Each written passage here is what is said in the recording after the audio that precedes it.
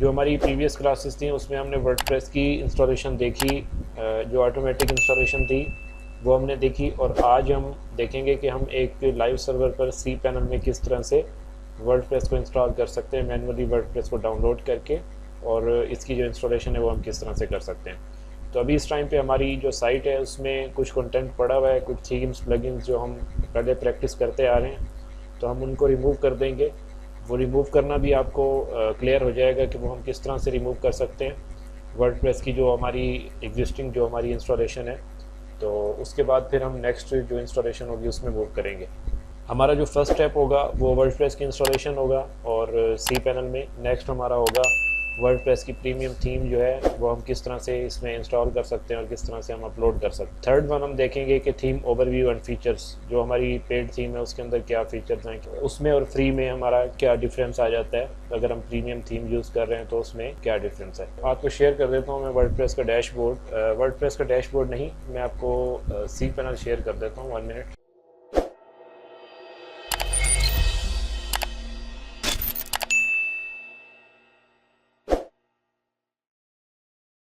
Please make sure करें आपको C panel जो है वो स्क्रीन विजिबल है। जी सर। ओके, ये हमारे पास सी पैनल जो है हमारी साइट का जो लॉगिन है हम इसमें, तो आप इसमें एक्सेस करने के बाद आपका जो फर्स्ट स्टेप होता है वो आप इसको जो आपकी फ़ाइल मैनेजर है इसमें भी आप जाके अपनी जो सब डोमेन है या जो मेन डोमेन है उसकी फ़ाइल्स में जा सकते हैं, या फिर आपके पास नेक्स्ट ये प्रोसेस हो सकता है कि आप अपने डोमेन्स में जाके और जिस भी डोमेन में आपने कुछ रिमूव करना है, कुछ इंस्टॉल करना है, तो आप उसकी जो भी उसका रूट होगा उसमें आप जा सकते हैं। तो मैं ये प्रेफर करूँगा कि मैं इस डोमेन के थ्रू जो है अपनी जो रूट है मेरा उस पे जाऊँ। तो इस टाइम पे मेरे पास ये 3 सब डोमेन्स क्रिएट हुई हुई हैं और एक मेरे पास मेन डोमेन है, और मैं इस जो हमारे पास ये डोमेन है एडमिन से, इसमें इस डोमेन में हम क्या करेंगे, इसमें हमारा पहले से एग्जिस्टिंग कुछ डाउनलोड हुआ है, कुछ चीज़ें हमने प्लगइन्स वगैरह इंस्टॉल की हैं। तो इसमें मैं आपको दिखा देता हूँ। पहले ये हमारी जो सब डोमेन है, इस सब डोमेन में हमारे पास ये फाइल्स अवेलेबल हैं। ठीक है, ये कुछ वर्डप्रेस की ये जो है wp-admin, wp-content, wp-include, ठीक है, ये हमारी कुछ डायरेक्टरीज़ हैं और नीचे हमारे पास कुछ फाइल्स हैं। ठीक है, ये हमारी सारी वर्डप्रेस की फ़ाइल्स हैं, ये आप देख सकते हैं इनके साथ wp भी लगा हुआ है, ये हमारी सारी वर्डप्रेस की फ़ाइल्स हैं। तो अगर अभी मैं आपको एक चीज़ शो कराना चाहूँ तो मेरे पास ये जैसे ये wp config फ़ाइल है और ये wp config सैम्पल है, तो ये दोनों फाइल्स हमारे पास क्या काम करती हैं, आपको ये क्लियर होना चाहिए कि ये wp जो सैम्पल हमारे पास फ़ाइल पड़ी हुई है इसका भी कोई काम नहीं है। ठीक है, ये just for the sample purpose के लिए पड़ी हुई है। ये आप कन्फिग, अगर आपको आपकी फ़ाइल ये रिमूव हो जाती है या इसमें कोई प्रॉब्लम हो जाती है तो आप इसको यूटिलाइज़ करके आप एक नई फ़ाइल जो है जनरेट कर सकते हैं। तो ये wp config जो है हमारे पास ये सैम्पल वाली, इसके अंदर ये आपके साइट में भी कोई एक्शन परफॉर्म नहीं कर रही। ये वाला जो है ये हमारे पास wp config वाली फ़ाइल, इसको मैं एडिट करता हूँ। तो इस टाइम पर मेरे पास जो हमारी wp config फ़ाइल है उसके अंदर ये चीज़ें अवेलेबल हैं। ठीक है, ये कुछ हमारे पास ये डेटाबेस से रिलेटेड आपके पास ये अवेलेबल है, डिफ़ाइन आगे db नेम, ठीक है, अंडरस्कोर लगा के नेम, इट मीन्स कि आपका जो डेटाबेस का नाम होगा वो इसमें आ जाएगा। ठीक है, जो आपने डेटाबेस का नेम क्रिएट किया था और इंस्टॉलेशन के दौरान आपने वो दिया था, वो नेम इस फाइल में आके रीराइट हो जाता है। तो डेटाबेस का यूज़र जो था वो हमारा यूज़र नेम ये था, और यूज़र भी इधर आ गया, और ये आप देख सकते हैं जो इन्वर्टेड कॉमास लगे हुए हैं। तो अगर आप इनमें से कुछ रिमूव कर देंगे तो आपकी इंस्टॉलेशन या आपकी साइट काम नहीं करेगी। ठीक है, डेटाबेस का जो पासवर्ड है वो आपका डेफिनेटली ये पासवर्ड था, और डेटाबेस का होस्ट जो है लोकल होस्ट ही रहता है इस पर भी। इसकी जो ये मैं आपको क्लियर करवा दूंगा कि इधर लोकल होस्ट हम क्यों लिखते हैं। बाकी उसके अलावा कुछ और अथेंटिकेशन कीज़ वगैरह हैं, इनसे आपको फ़िलहाल इसको इग्नोर कर दें। ठीक है, आपकी जो मेन इस wp config में है वो ये जो डिटेल्स हैं ये आपके काम आने वाली हैं, ख़ास तौर पे डेटाबेस वाली, या अगर आपको कुछ ऐड करना है, कोई आपको कोड मिलता है लेट्स सपोज इस तरह का, तो ये देख लें कि जहाँ पर सेमीकोलन लगा हुआ है इट मीन्स कि ये यहाँ पर टर्मिनेट हो गई है, इसका फंक्शन इधर तक ख़त्म हो चुका है। अगर आपको कोई कोड मिलता है तो आप डिफ़ाइन वाला इस तरह से कोई आपको कोड मिलता है कि आप अपनी wp config में पेस्ट करें, तो आप इसको कहीं भी इधर लेट्स सपोज इधर पेस्ट कर देते हैं। ठीक है, तो ये आप कहीं भी इसको पेस्ट कर सकते हैं, इसमें कोई प्रॉब्लम नहीं है। ठीक है, अभी हम इसको क्लोज़ करते हैं और बाकी जो फाइल्स हैं वो भी वर्डप्रेस की, जैसे ये wp-login जो आपको मैंने बताया था, आप अपनी साइट के आगे जाके wp-login जब टाइप करते हैं तो टाइप करने के बाद आपको इस फाइल की वजह से एक्सेस मिलता है। अगर आपकी ये फ़ाइल ही अवेलेबल ना हो तो फिर आप वर्डप्रेस को एक्सेस नहीं कर सकते। ठीक है, तो इस फाइल में कुछ जो वर्डप्रेस के लॉगिन से रिलेटेड डिटेल्स हैं। ठीक है, ये फर्दर हम फिर इनको नेक्स्ट देखेंगे। तो अभी हम क्या करते हैं, अभी हम इंस्टॉलेशन को प्रोसीड करते हैं और डेफिनेटली हमें ये फाइलें अब नहीं चाहिए। तो मैं क्या करूँगा, ये जो हमारे पास .well-known का है फोल्डर, ये SSL से रिलेटेड होता है। सम टाइम पे इस पर जो कुछ वैलिडेशन टेक्स्ट होता है जो आपकी डोमेन को वैलिडेट कर रहा होता है, तो इसको आप रिमूव कर दें। अगर आपने कोई और CDN वगैरह यूज़ किया हुआ है, Cloudflare वगैरह, जिसके थ्रू आप अपनी साइट को सिक्योर कर रहे हैं, तो फिर आप इसको रिमूव कर दें, इसमें कोई प्रॉब्लम नहीं है। अगर आपके cPanel में बाय डिफ़ॉल्ट ये चीज़ आई हुई है या SSL आप इधर से यूज़ कर रहे हैं, तो फिर इसको आप रिमूव ना करें। तो हमारे पास ये, मैं इसको सेलेक्ट ऑल करूँगा। सेलेक्ट ऑल करने के बाद मेरे पास, मैं इसे कंट्रोल प्रेस करके इस फोल्डर को स्किप कर दूँगा और CGI bin को भी स्किप कर दूँगा। ठीक है, इन दोनों को स्किप करके बाकी जो फोल्डर्स हैं, लेट्स सपोज मैं ये .htaccess की फ़ाइल जो है इसको भी मैं अभी स्किप कर लेता हूँ। तो उसके अलावा ये मेरे सर्वर को जो है सपोर्ट करती है। अगर मुझे वैसे न्यू फाइल मेरी जनरेट हो जाएगी, लेकिन मैं इसको बैकअप के लिए रखना चाह रहा हूँ। ठीक है, ये मेरे पास देखें ऑलरेडी एक बैकअप भी बना हुआ है। तो मैं इन दोनों फाइल्स को फ्यूचर प्रॉब्लम को फिक्स करने के लिए रखना चाह रहा हूँ। तो ये मुझे बाकी तमाम फाइल्स जो हैं ये इनकी नीड नहीं है, क्योंकि मैं एक फ्रेश वर्डप्रेस की इंस्टॉलेशन करना चाह रहा हूँ। तो मैं इन सब फाइल्स को डिलीट कर दूँगा। और डेफिनेटली 1 मिनट, मैं इसमें आपको एक चीज़ और दिखा दूँ। ये जो WP config है, इसमें जब आप आते हैं तो इसमें आपकी ये थीम्स, और देखिए हमारे पास इस टाइम पे ओशन WP और 2024 और एस्ट्रा थीम पड़ी हुई है। ठीक है, तो ये भी डेफिनेटली रिमूव हो जाएंगी। और ये जो प्लगइन्स का फोल्डर है, इसके अंदर ये हमारे एलिमेंटर, इन्वेटो एलिमेंट्स, ये सारे प्लगइन्स भी डेफिनेटली रिमूव हो जाएंगे। कल हमने किया था WPS ये हाइड लॉगिन वाला, तो ये भी डेफिनेटली रिमूव हो जाएगा। ठीक है, तो हम इन सब को क्लीन करना चाह रहे हैं और मैं इसको सिलेक्ट ऑल करूँगा। सिलेक्ट ऑल करके इन दो को स्किप कर दूँगा, इनको भी स्किप कर दूँगा। ठीक है, और नेक्स्ट इसको मैं डिलीट कर दूँगा। तो ये फाइल सारी मैं इसको स्किप कर दूँगा और परमानेंट डिलीट कर दूँगा। ठीक है, अब मेरे पास क्या हुआ कि मेरे पास ये सब डोमेन है वो क्लीन हो चुकी है। इसको मैं क्या करूँगा, अभी के लिए मैं इसको भी BK2 कर देता हूँ। ठीक है, तो क्योंकि मैं इसको अभी यूज़ नहीं करना चाह रहा, मैं एक फ्रेश इंस्टॉलेशन के साथ जाऊँगा, तो ये मेरे पास बैकअप के लिए पड़ी हुई है। तो ये मेरे पास wordpress.org है, इधर से मैं जाके वर्डप्रेस को डाउनलोड करूँगा। हमने क्या करना है, हमारे पास ये डाउनलोड वर्डप्रेस का ऑप्शन भी है और ये हमारे पास गेट वर्डप्रेस का भी है। तो मैं इधर से डाउनलोड कर लेता हूँ इसको, और ये डाउनलोडिंग स्टार्ट हो चुकी है। जैसे ये डाउनलोड कंप्लीट होगा तो हम इसको अपलोड करेंगे इधर। अभी मैं क्या करता हूँ, अभी मेरे पास कुछ चीज़ें कंफर्म करने वाली हैं, क्योंकि मैं मैनुअल इंस्टॉलेशन कर रहा हूँ।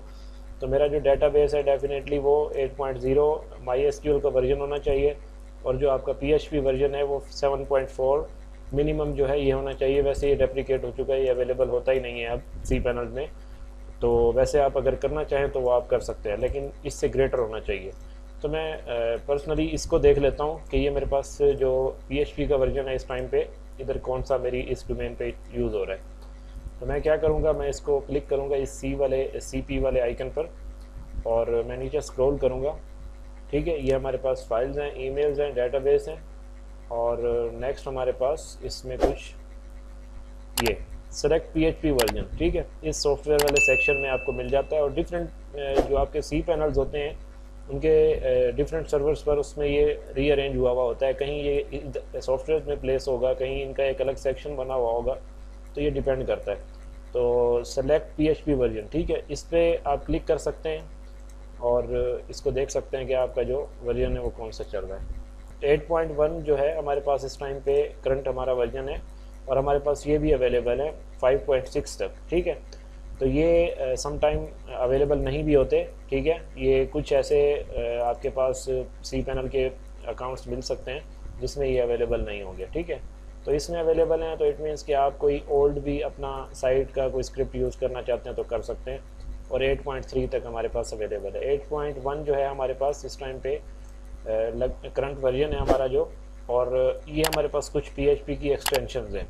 ठीक है, जो हमें जिनकी नीड है। अगर इसमें से मुझे लेट्स सपोज ये हमारे PDO_MySQL है, अगर मैं ये इसको डिसेबल कर दूं तो ये प्रॉब्लम करेगी मेरे पास, जो हमारा PHP है वो ठीक से सपोर्ट नहीं करेगा और मेरी साइट पे एरर आएंगे। ठीक है, तो ये कुछ इंपॉर्टेंट जो एक्सटेंशंस हैं वो सारी इधर इनेबल्ड हैं। बाकी जो इसमें अनचेक हुई भी हैं उनकी अभी हमें नीड नहीं है, लेकिन ये है कि जैसे जैसे आप आगे मूव करेंगे तो फिर डेफिनेटली इनका यूज़ भी आएगा। ठीक है, तो अभी हमारा जो बाय डिफ़ॉल्ट हुई भी है इनेबल्ड, हम उन्हीं को लेके यूज़ करके आगे मूव करेंगे। तो हमारी जो वर्डप्रेस की डाउनलोड था वो कंप्लीट हो चुका है। अब हम क्या करते हैं, हम cPanel में जाके फ़ाइल मैनेजर में जाते हैं। फ़ाइल मैनेजर से आपने कैसे जाना है, फ़ाइल मैनेजर में आपने आके आपके पास ये इधर इस तरह का कुछ फ़ोल्डर्स मिलते हैं, आपको फाइल्स मिलती हैं, और ये आपको एक फ़ोल्डर मिलेगा, ये मेन public_html। ठीक है, तो ये जो आपको डायरेक्टरी मिलती है इसके अंदर आपने जाना है। इसके अंदर जब आप जाएंगे तो ये जो फाइल्स पड़ी हुई हैं ये हमारी मेन डोमेन की पड़ी हुई हैं। ठीक है, और ये हमारे पास इधर आप देखें admin.sliceants.com। ठीक है, ये हमारे पास हमारी सब डोमेन क्रिएट हुई हुई है, और ये नीचे हमारे पास ये टेस्ट वाली क्रिएट हुई हुई है, और ये हमारे पास उमर के नाम से ये सब डोमेन क्रिएट हुई हुई है। ठीक है, तो हमने इस डोमेन में इंस्टॉलेशन करनी है, तो डेफिनेटली मैं इस डोमेन पे क्लिक करूँगा, और इसके अंदर ये हमारे पास फाइल्स हैं, और ये हमारे पास अपलोड का ऑप्शन है, मैं इसमें अपलोड कर दूँगा। तो ये सिलेक्ट फाइल का ऑप्शन दे रहा है मुझे, मैं इधर से अपनी वर्डप्रेस की जो इंस्टॉलेशन है, जो फाइल है ज़िप फाइल, वो सेलेक्ट कर लूँगा। तो ये थोड़ा टाइम लेगी, अभी ये अपलोड होने में 24 पॉइंट समथिंग है। तो अभी हमारा नेक्स्ट काम होगा ये कि हम एक डेटाबेस क्रिएट कर लें। ये हमारे पास इधर एक पूरा सेक्शन मिल जाएगा डेटाबेसेस का। ठीक है, इसमें हमारे पास PHP MyAdmin भी होता है, MySQL भी होता है, MySQL Wizard भी होता है, और ये सारे आपके पास डेटाबेस से रिलेटेड जितनी चीज़ें ये अवेलेबल हैं, ये तीन आपके वर्डप्रेस के केस में ज़्यादा यूज़ होने वाले हैं। ठीक है, तो ये भी यूज़ होने वाले हैं, लेकिन ये है कि आपको इन तीन का अच्छे से पता होना चाहिए कि ये ज़्यादा यूज़ में आने वाले हैं। तो मैं प्रेफर करूँगा डेटाबेस विज़ार्ड से एक डेटाबेस क्रिएट करना। इधर हमने क्या देना है, ये जो हमारा नाम होगा ये हमारा बाय डिफ़ॉल्ट ये रहेगा, और इसको हम रिमूव नहीं कर सकते। अब हमने इधर क्या करना है, इधर हमने देना है अपना जो डेटाबेस का नाम होगा। ठीक है, तो हमारी वेबसाइट डेफिनेटली अभी हम डेमो पर्पज़ के लिए यूज़ कर रहे हैं, तो हम admin_z ठीक है 01 रख देते हैं। तो हमारा जो डेटाबेस होगा वो उसका नाम ये होगा, और इसको नेक्स्ट पे क्लिक करते हैं। ये हमारा फर्स्ट स्टेप है, क्रिएट अ डेटाबेस। तो ये हमारा डेटाबेस है, आप देख सकते हैं ये वाला। ठीक है, तो ये कभी आपसे प्रॉब्लम कहाँ होती है, आप लोग गलती ये करते हो कि ये जो आप समझते हो कि जो मैंने टाइप किया वो हमारा डेटाबेस होगा। ये नहीं होता। आपका डेटाबेस, ये जो इन्वर्टेड कॉमास हैं इनके अंदर जो है ये है डेटाबेस। आपने ये कभी ऐसे भी मिस्टेक होती है कि ये आप इन्वर्टेड कॉमास भी यूज़ कर देते हो, ये नहीं करना। ओके, तो अभी हम क्या करते हैं, इसमें पेस्ट कर देते हैं हमारा जो यूज़र है। यूज़र का नेम और जो डेटाबेस का नेम है वो सेम हो सकता है, इसमें कोई प्रॉब्लम नहीं है। नेक्स्ट हमारे पास है पासवर्ड। ये हमारे पास पासवर्ड जनरेटर का ऑप्शन है, इधर से हम क्या करते हैं, पासवर्ड को जनरेट कर लेते हैं। तो ये हमारे पास डेटाबेस भी क्रिएट हो जाएगा और पासवर्ड भी क्रिएट हो जाएगा इस यूज़र का। तो इसको हम क्रिएट यूज़र करते हैं, जो हमारा यूज़र है वो क्रिएट हुआ है। ठीक है, तो हम इसको करते हैं नेक्स्ट पर क्लिक। तो हमारा जो डेटाबेस है वो भी क्रिएट हो गया है, और जो हमारा यूज़र है वो भी क्रिएट हो चुका है। इसको आप अभी इधर ही लीव कर दें। पासवर्ड हमारे पास हमने कॉपी किया हुआ है। अभी हम चलते हैं, जो हमारी वर्डप्रेस की फ़ाइल अपलोड हो रही है, ये फ़ाइल हो रही है अपलोड। ठीक है, तो ये जैसे ही इसकी अपलोड कंप्लीट होगी, आगे फिर आपको नेक्स्ट बताता हूँ किस तरह से हम इसको प्रोसीड कर सकते हैं। तो मैं अभी के लिए इसे क्लोज़ नहीं करता, और इधर मैं चेक कर लेता हूँ कि फ़ाइल मैनेजर में गए, और देन हम जाएंगे एडमिन में। ये हमारे पास जो हमारी ज़िप फाइल है वो रिसीव हो चुकी है। तो मैं इधर देखें, ये जो हमारी 100% ये ग्रीन हो चुका है, तो इट मीन्स कि आपकी जो अपलोड है ये कंप्लीट हो चुका है। तो अब आप इसे बैक कर सकते हैं, इधर से आप क्लिक करके इसको गो बैक पे आप मूव कर सकते हैं। अपनी जो आपकी डायरेक्टरी होगी उसमें ही आप मूव कर जाएंगे। तो अब हम क्या करेंगे, अभी हम इसको अनजिप करेंगे, और 1 मिनट, ये हमारा अनजिप का ऑप्शन है एक्सट्रैक्ट का। ठीक है, तो हम इसको एक्सट्रैक्ट करेंगे, और एज इट इज़ जैसे हमारा, अगर हमने किसी और फोल्डर में इसको एक्सट्रैक्ट कराना है तो हम / लगा के और इसको आगे मूव करा देंगे। अभी हम इसको एज इट इज़ रहने देंगे जैसे हम इसी डायरेक्टरी में यूज़ कर रहे हैं, क्योंकि हमारी जो डोमेन है उसका रूट यही है। तो इसको हम क्लोज़ करते हैं। अब हमारे पास क्या हुआ कि हमारे पास एक वर्डप्रेस का फ़ोल्डर बन के आ गया, ठीक है। और इसमें कुछ हमारी फाइल्स हैं जो इस टाइम पे हमारे पास विजिबल हैं, लेकिन ये जितनी फाइल्स हैं इनसे हमारा जो वर्डप्रेस है वो काम नहीं करेगा, ठीक है। क्यों? क्योंकि हमारे पास कुछ डॉट फाइल्स भी इधर हैं। तो अभी हम चेक करते हैं कि क्या हमारे पास इसमें भी कुछ डॉट फाइल्स हैं वर्डप्रेस वाले में। तो इधर से हमारे पास ये सेटिंग का ऑप्शन है और मैं इधर से शो हिडन फाइल कंफर्म करूँगा कि हमारे पास ये शो हिडन फाइल चेक्ड है। तो ये चेक्ड है, इट मीन्स कि हमारी कोई और फाइल इस फोल्डर में एग्जिस्ट नहीं करती इस टाइम पर, डॉट फाइल। तो अभी मैं इसको क्या करूँगा, सिलेक्ट ऑल करके इसको मूव कर दूँगा। इसको मैं वर्डप्रेस ये जो हमारा फोल्डर है इसको रिमूव करूँगा, बाकी ये जो मेरे पास रूट है इसको ऐसे रहने दूँगा और मैं इसको जो है मूव फाइल्स कर दूँगा। जैसे मैं मूव फाइल्स करूँगा तो ये हमारे पास डायरेक्टरी जो है एम्प्टी हो जाएगी और हमारी जो फाइल्स हैं वो मूव कर जाएंगी इसमें। अब मैंने क्या करना है, जो मेरे पास ये वर्डप्रेस वाला फोल्डर है ये मेरे पास इसका यूज़ नहीं है, तो इसको मैं क्या करूँगा, इसको मैं रिमूव कर दूँगा। तो मुझे ये क्लीन करना है और बाकी मेरे पास ये जो वर्डप्रेस का जिप फोल्डर है ये पड़ा रहे।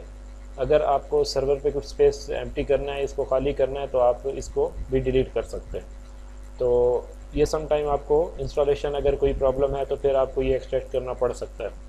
तो हम क्या करेंगे, हमारी जो सब डोमेन है इसे विज़िट करते हैं और इसको हम करेंगे। हमारे पास जो हमारा फर्स्ट वाला जो इंस्टॉलेशन पेज है वर्डप्रेस का वो इस टाइम पर डिस्प्ले कर रहा है। मैं इसको आपको ये सेकंड इसमें गेस्ट मोड में दिखाता हूँ। इसको मैं रीलोड करता हूँ तो अभी आप देखें जो हमारे सारे पेजेस हैं ये रिमूव हो जाने, तो ये आपको इस पेज पर लेके आ जाएगा, ठीक है। इंग्लिश यूनाइटेड स्टेट्स ऑब्वियसली ये रहेगी और इसको आप कंटिन्यू पर क्लिक करेंगे और आपके पास इधर आपकी जो इन्फॉर्मेशन है ये आपके पास प्रीपेयर्ड होनी चाहिए। डेटाबेस का name, user name, password, database का होस्ट, ठीक है। डेटाबेस का होस्ट क्या है ये मैं आपको कंफर्म कराना चाह रहा था, आपको मैंने बोला था। जब हम PHP माई एडमिन में जाएंगे तो इधर आप देखें आपके पास ये लोकल होस्ट लिखा हुआ है और आगे ये आपके पास पोर्ट लिखी हुई है 3306, ठीक है। तो ये भी लोकल होस्ट काम कर रहा है। ये ऑब्वियसली ये इस पे लाइव सर्वर पर काम कर रहा है, आपका लोकल होस्ट नहीं है, ये एक डिफरेंट इसमें है, ये एक डिफरेंट चीज़ है। लेकिन जो आपका इस टाइम पर सर्वर है वो लोकल होस्ट फलां फलां ये आगे लिखा हुआ है, ये पोर्ट है इसकी MySQL सर्वर की। तो जो आपका MySQL इस टाइम पे चल रहा है PHP माई एडमिन वो ये है। तो टेबल प्रीफिक्स ये आप जो प्रीफिक्स है ये आप कर सकते हैं या आपको एज इट इज़ जैसे वर्डप्रेस में है वो जा सकते हैं। अगर आप सिक्योर करना चाहते हैं अपनी वेबसाइट को तो फिर आप डेफिनेटली इसको भी चेंज करेंगे। आगे कुछ लिखा हुआ है, this information is being used to create wp-config.php file if you have if for any reason this automatic file creation does not work, do not worry. सही है। तो ये क्या कह रहा है कि ये जो इन्फॉर्मेशन है वो आपकी जो wp-config फाइल है उसके अंदर चली जाएगी, ठीक है। अगर ये कोई प्रॉब्लम करती है तो फिर आप इसको मैनुअल भी फिक्स कर सकते हो या आपकी ये wp सैम्पल वाली फ़ाइल भी अवेलेबल है तो आप इनको यूज़ कर सकते हो। एनीवे आप इसको रीड कर लेंगे और लेट्स गो पर क्लिक करते हैं। डेटाबेस का नेम है, आप डेटाबेस का नेम मैंने आपको कहा था उस पेज को आप वहीं छोड़ दो, हमने वो पेज रिमूव कर दिया। तो अब हम क्या करेंगे, हम जाएंगे अपना जो MySQL डेटाबेसेस, ठीक है, इसके अंदर जाएंगे। हमारा जो डेटाबेस का नाम और यूज़र का नाम है वो दोनों सेम थे, ठीक है। इस टाइम पे मेरे पास क्या है, जो हमारे करंट डेटाबेसेस हैं वो ये हैं और मैंने जो क्रिएट किया था वो ये डेटाबेस था और जो मैंने यूज़र क्रिएट किया था वो ये था, ठीक है। और मैं क्या करूँगा, मैं इस यूज़र को कॉपी कर लूँगा। यूज़र और डेटाबेस डेफिनेटली सेम है तो फिर हम क्या करेंगे, इनको यूज़ करेंगे। इसको हम क्या करते हैं, ये जो स्पेस है एक्स्ट्रा इसको रिमूव कर देते हैं और यूज़र नेम हमारे डेटाबेस का ये होगा। आगे हमारा जो डेटाबेस का होस्ट है ये लोकल होस्ट है। You should be able to get this information from your web host, okay, if local host does not work. तो अगर आपका ये लोकल होस्ट काम नहीं करता तो फिर आप क्या कर सकते हैं, आपका जो होस्टिंग प्रोवाइडर है आप उससे कंफर्म कर सकते हैं, ठीक है। या आप अपने होस्टिंग में जैसे मैंने आपको चेक करके दिखाया इस तरह से भी आप कंफर्म कर सकते हैं। और ये जो आपका टेबल प्रीफिक्स है ये आप इसको चेंज कर सकते हैं, कुछ भी आप लिख दें इसमें, अंडरस्कोर आप यूज़ लाजमी करें, ठीक है। तो अभी हम आपको चेक कराने के लिए मैं टाइप कर देता हूँ AD, ठीक है। तो ये हम चेंज कर देंगे इसको AD में और इसको सबमिट पर क्लिक कर देंगे।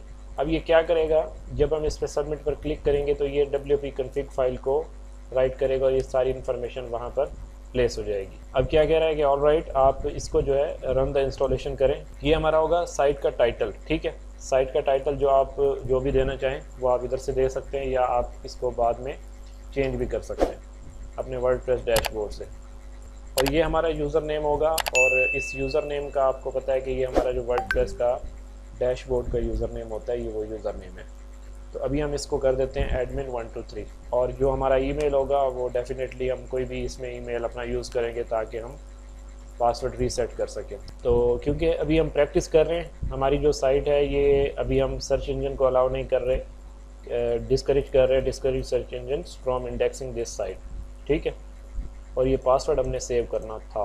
ओके, अब हमारे पास पासवर्ड नहीं है, तो अब हम क्या कर सकते हैं, अभी हम इसको करते हैं गो बैक करते हैं, बल्कि इसको अभी यहीं रहने देते हैं और PHP माई एडमिन में चलते हैं, इसको रीस्टोर करते हैं।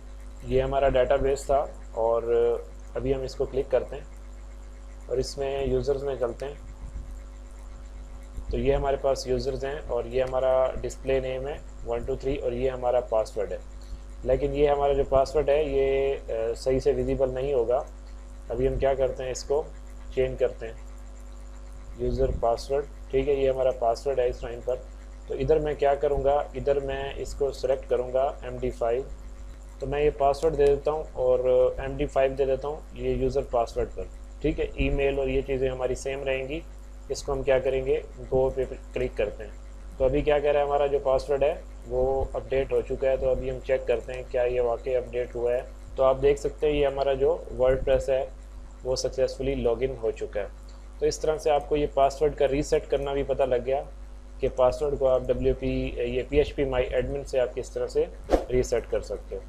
तो अभी हमारे पास इस टाइम पर ये डैशबोर्ड है, और ये बिल्कुल जो हमारी डिफ़ॉल्ट चीज़ें अवेलेबल होती हैं वही अवेलेबल हैं, कोई एक्स्ट्रा चीज़ हमने इसमें नहीं की, ठीक है। तो अब हम क्या करते हैं, हमारा जो फर्स्ट स्टेप है, हम जाएंगे अपनी थीम्स में और एक थीम इंस्टॉल करेंगे।